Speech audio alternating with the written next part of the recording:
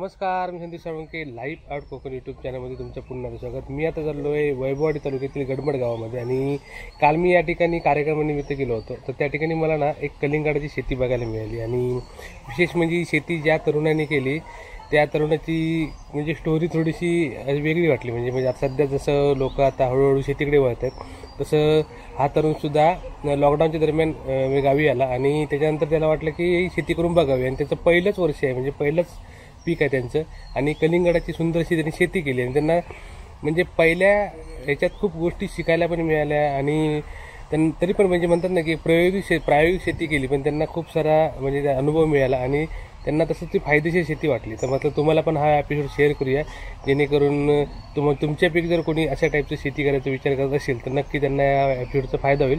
तर आता मी चाललो आहे गडमड गावामध्ये आणि कशा प्रकारे त्यांनी शेती केली ती बघूया, त्यांचा अनुभव विचारूया आणि त्यांचा कॉन्टॅक्ट नंबर पण असेल ते जेणेकरून जर तुम्हाला कलिंगड घ्यायचे असेल किंवा काही माहिती घ्यायची असेल तर ते तुम्हाला नक्की माहिती पुरवतील। तर आता मी गडमडला चाललो आणि त्या ठिकाणी जाऊन म्हणजे यांनी कशा प्रकारे शेती केली ती बघा, कारण त्यांचं ते पीक आलंय म्हणजे त्यांचं हे 3 महिने त्यांनी एक पहिलं पीक घेतलंय आणि बऱ्यापैकी चांगला त्यांना रिस्पॉन्स आहे। तर आता आपण संपूर्ण माहिती घेऊया गडमडमध्ये जाऊन।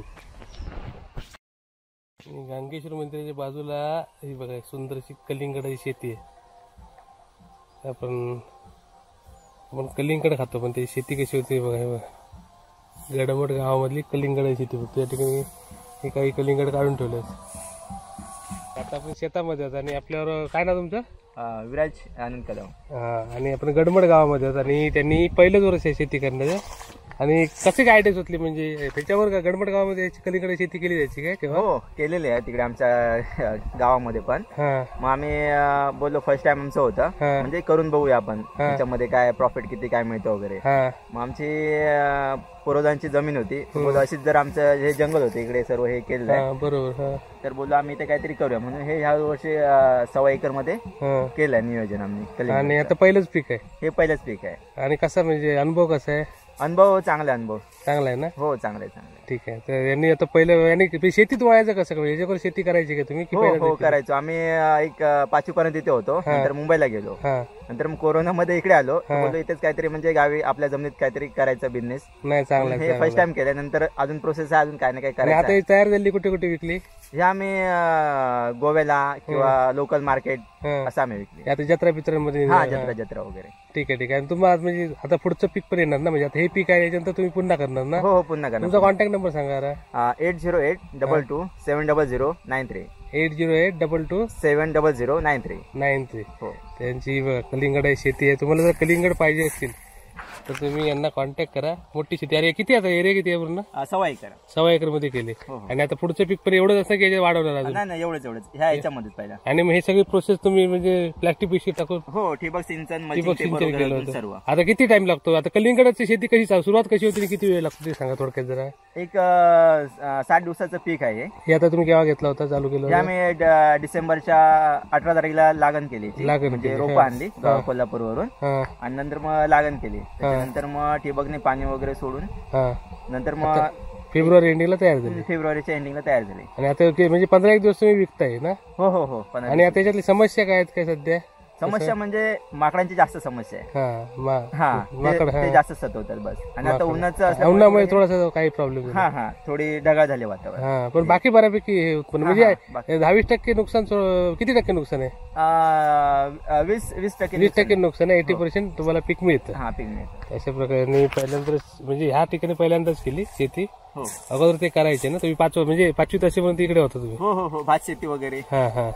चांगलं आहे, पुन्हा गावाकडे येऊन पुन्हा शेतीमध्ये हे केलं। मुंबईला काय करायचं मग तुम्ही? मुंबईला जॉबला होतो टाटा हॉस्पिटलला डिस्पेन्सरी मध्ये। मग कोरोनापासून तुम्ही आता गावी? कोरोनापासून गावीच आहे। आणि आता शेतीतच करायचं कंटिन्यू? शेती। आणि आवड म्हणजे कोणी सांगितलं म्हणून करताय का? आवड। कलिंगडच कशाला शोधलं? बाकी दुसरी कुठची शेती नाही का केली?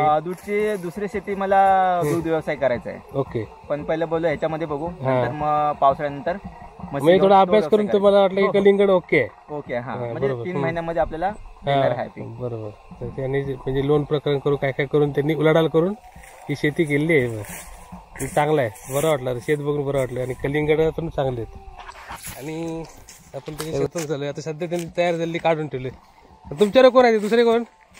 नाव का तुमचं? माझे भाऊ आहेत आणि माझे मित्र सचिन कदम। सचिन कदम, ओके। आपण इकडे त्यांनी काढून ठेवलेली बघू, हे चांगली चांगली फळं त्यांनी काढून ठेवलेत घरी. 3 महिन्यात त्यांना पीक भेटले, तर इकडे त्यांनी काढून ठेवली. ही सकाळी काढली काय? हां हां, मोठ्यात मोठी साईज ही बघा ही. अरे वा, 5.5-6 किलोची साईज. 6.5 किलोची ना? हो, 5.5-6.5. ही मोठी साईज. आता हे कुठे म्हणजे कोणाकडे पाठवणार हे? हे आमचे लोकल डीलर आहे कणकवलीमध्ये, त्यांना द्यायचे. आणि साधारण तुम्ही आता म्हणजे होलसेलच देता ना सगळ्यांना? मग साधारण काय साधारण रेट काय तुमचा? कारण 13 रुपये किलोने जातं. 13च्या आसपास म्हणजे थोडं मागे पुढे होईल. हो सर. हे बघा मस्त. ही किती किलोच आहे? 5 किलो? 5.5 किलो. 5.5 किलो. आणि सगळी तशी मोठी साईज आहे इकडे सगळी. हो हो हो हो. तुम्ही इकडे काढून ठेवते. हो.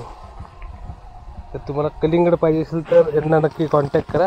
आणि पुढचं पण त्यांचं पीक असणार आहे, त्यामुळे यांच्या कॉन्टॅक्टमध्ये राहिलं तर तुम्हाला मिळेल पुढचं पीक. हो हो. चांगलं धन्यवाद माहिती दिल्याबद्दल आणि बेस्ट ऑफ लक. तुम्ही पहिल्यांदाच एवढं म्हणजे भरपूर वर्षांनी करताय. हो. चांगला आहे, रिस्पॉन्स चांगला भेटेल तुम्हाला. आणि तुमचं शिक्षण काय बोलला तुम्ही? 12वी पास ITI. ITI. हां, म्हणजे त्यानंतर करून पुन्हा शेतीकडे वळले आहेत फायनली. आणि बरं वाटलं रे, शेत बघूनच बरं वाटलं रे.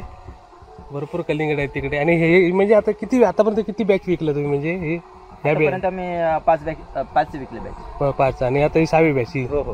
हे आता 6वं बॅच काढली तुम्ही. आणि ते तिकडचे अजून काढायचे. गोल्डन मध्ये जायचं थोडा. हां, म्हणजे साधारण अजून एक 10-12 दिवस तरी चालेल ना? नाही, आता 2 दिवसात जाईल. 2-3 दिवसात काढणार सगळं. ओके, चला धन्यवाद. ओके, धन्यवाद. चला धन्यवाद. आपण गडमड गावात आहोत आणि तुम्हाला एक म्हटलं दाखवूया. मला पण शेती बघून मस्त वाटलं. आणि गडमड गावामध्ये सगळ्या प्रकारची शेती होते ना? हो, सर्व. ऊस बीस सगळं, कारण पाणी भरपूर आहे गावात. पाणी भरपूर, 12 महिने पाणी. हां, आणि त्याच्यामुळे शेती मस्त वाटलं. इकडे सगळी काढून ठेवली कलिंगडच. आता उष्णता गावाकडे वाढल्यामुळे झाकून ठेवली त्यांनी.